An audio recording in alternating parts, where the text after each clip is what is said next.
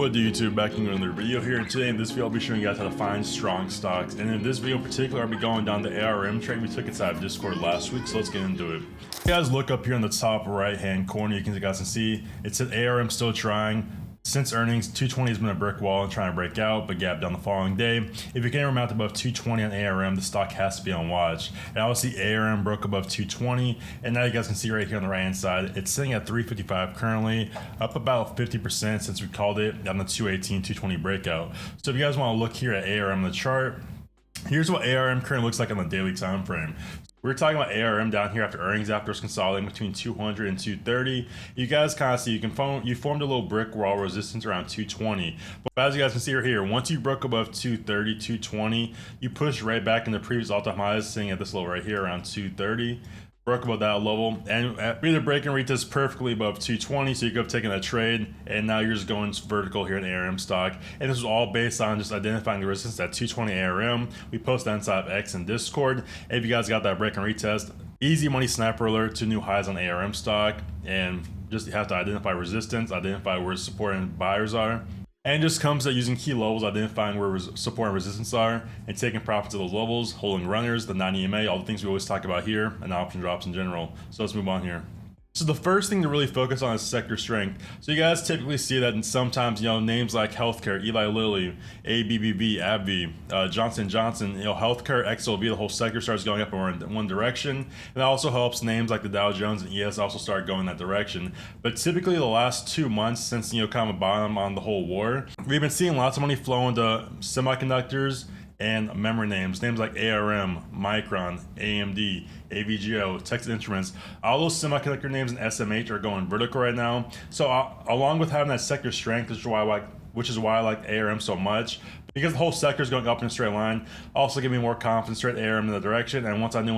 And I knew once we got that breakout above 220, it was gonna be a straight shot to the upside, because Nasdaq's also going vertical, SMH semiconductors are going vertical, and you just got that whole group that's leading to the upside. So like we said right here, strong stocks travel in packs. You gotta find the group that was leading you and have already the whole market down to a handful of names worth watching. So like we always say, you guys shouldn't be focusing on 100 different names. You should focus on the names that are leading the stock market, leading the sector, and pick those names in particular. Sometimes industrial names go the upside, like Caterpillar. Those names go vertical, LRCX, etc. But like we've been seeing right now, semiconductors and memory names are going vertical, so that's where the strength was in the market and in the Nasdaq. So again, right here, confirm with the group. ARM ripped, but the rest of the name is moving, which also makes this move real. If it was ARM going to the upside, it could have been a potential blow off top, but because other names are moving like Micron, SanDisk, etc., it gives you confirmation that you're just not moving alone. You also have some bad money backing the move to the upside. So again, right here, strength versus the market. If you put SMH next to SPY, you guys will kind of see that yes, SPY is breaking out to new highs, but it's not breaking up to the upside as aggressively as a name like SMH is with all the semiconductor names. So let's look at SMH here on the daily time frame. So you zoom back up here, look at SMH. Since this is initial breakout right here around 425 on ARM after you bottom around 350, you've gone in a straight line nearly, $250 to $300 from $350 to $600 on SMH stock. Again, we can look at a ticker like SPY right here. You can see, yes, that SPY broke out above $690, and yes, it's had a breakout about $50 or about 8%, but it's nothing compared to the move we've seen in SMH. So just having that relative strength on a name like SMH, semiconductors like I mentioned, is only going to benefit a name like ARM breaking the upside and having that continuation and also having that true momentum back behind it. So like we said right here, again, the fourth thing to focus on when you're identifying sector strength is build a focus list. Again, don't be focusing on 100 different stock names, different tickers inside your watch list.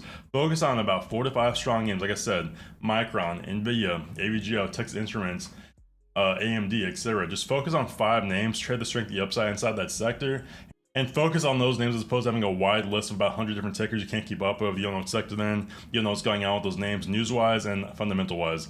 Have a true focus and focus on 4 to 5 stocks as opposed to 100 different stocks, which is one of the best things I can recommend. Just narrow down your focus and have a really particular focus on when you're trading, and have true intent behind what you're doing and intention behind the stocks you're looking at and trading. So number 2, momentum. Like we always talk about, what's market structure? Higher highs and higher lows. So going back up to here on the daily time frame on ARM, you can clearly see that since you broke out above 150 here on ARM, you've been making higher highs and higher lows. Again, if you don't know what that is, you guys can see right here. You make a high, pull back, higher low. Make a high, make higher lows, and then you break out ultimately, again, another higher high. So that's what we're looking at. We're looking for momentum in the stock market. Names that are making higher highs and higher lows. Again, let's look at a name like Micron here, for example, on the daily time frame. Once he broke above resistance up here at $500, $500, you guys can see right here, look what's been happening.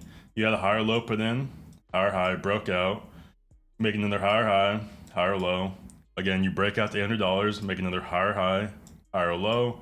And then again, Micron's doing $1,000, trying to make another yet again higher high.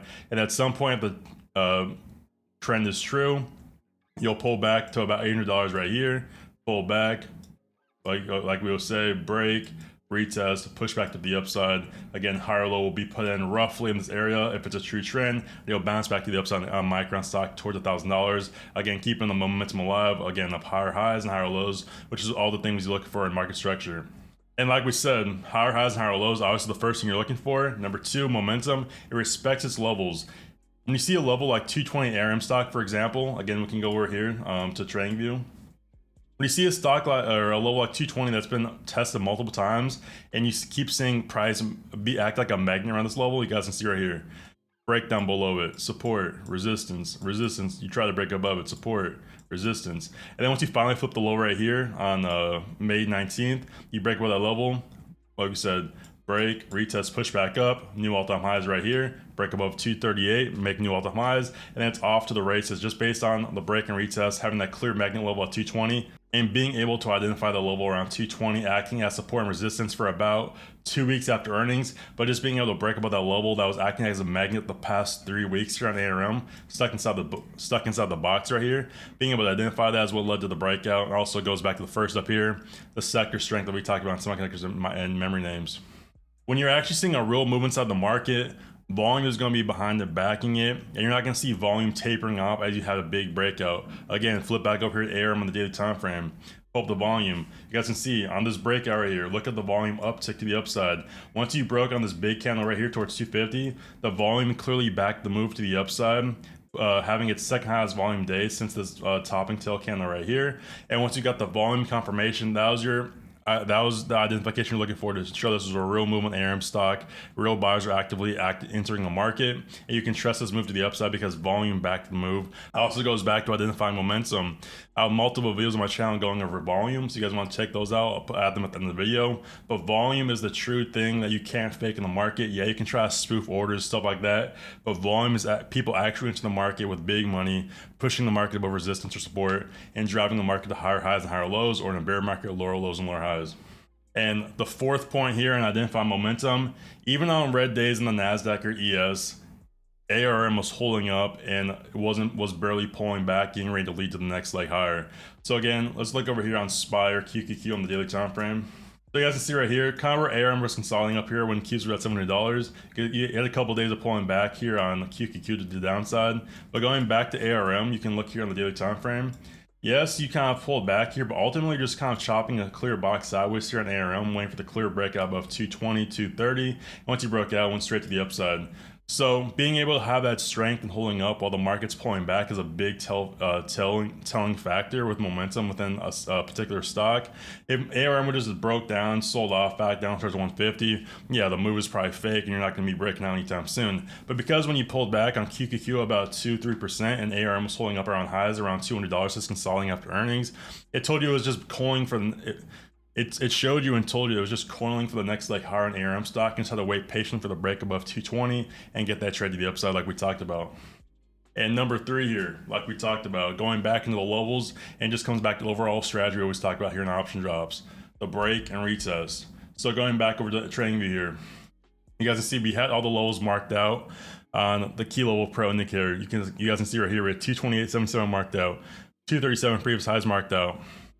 And also, we also had the low range marked out around 220. So the break and retest is everything we're talking about here on within option drops in the core strategy we follow.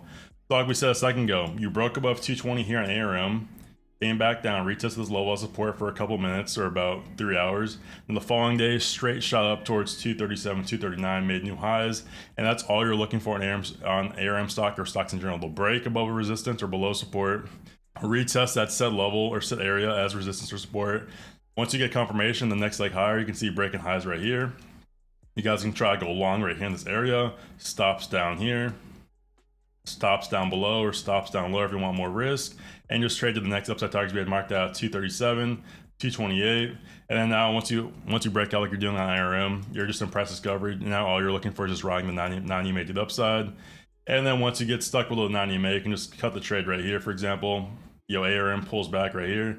Just cut the trade right there for, I'm not sure, 1,000% profit, and just move on to the next trade because you broke below the 90 EMA on the 1 hour time frame, wherever time frame you're trading the trade in particular. And then that's all you gotta look for in terms of risk parameters. Like we said, wait for the retest and manage the trade. Also, the key levels indicator also marks out lows for you. Again, once you're breaking out to all-time highs, it's kind of hard to have levels marked out clearly. But we also have, one thing you guys can also look at, because you're trying, not sure where to trade or not sure where to take profits once you're breaking out the price discovery, it's something called a Fibonacci extension. So just kind of look over here, trend-based fib on TradingView. So the way you want to draw is just go from the base of the move to the leg higher up here, then back down to the move up. Again, let's turn off some of these levels here because there's a lot going on. Don't need all this stuff. You guys can kind of see, based on the Fibonacci extension we just drew, you guys get taking profits up here at 286, 317, and you're going for the 200% extension here on ARM at 369.29, just based on the Fibonacci extension we just drew out. So that can also be another way to take profits as you're breaking up the price discovery and now have higher targets, with the indicator, or just riding the 90 EMA to the upside. So again, lots of different ways you can take profits here. Like I said, use the Fibonacci extension, wait for the break below the 90 EMA on lower time frames like the 1 hour, 30 minute, etc. Or just whenever you get up a certain percentage, you're feeling comfortable, like let's say you're up 1,000%, for example, really big number. Once the number starts getting too big, you start kind of getting nervous looking at it. You can just take your profits, roll out to a different strike, roll out to a higher strike price, just lock those profits and roll the profits to a different strike and expiration. Or again, just hold the thing for as long as possible, and ultimately you can exercise the option, get 100 shares at whatever strike price you bought them at, and just be happy with your ARM shares at $200. But let's just take one last look here at Yahoo Finance or Thinkorswim. I'll show you guys the amount of money you could have made on 1 or 2 ARM contracts, just breaking above 220 and holding for that break above.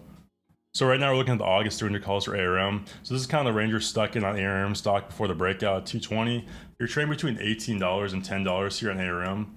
So once you break above $300, or once you break above 220 ARM stock, you could have bought one contract at $15 a contract right here. Let's say you buy right here at the exact high. Risk down to $7.80. You're risking about $7 per contract.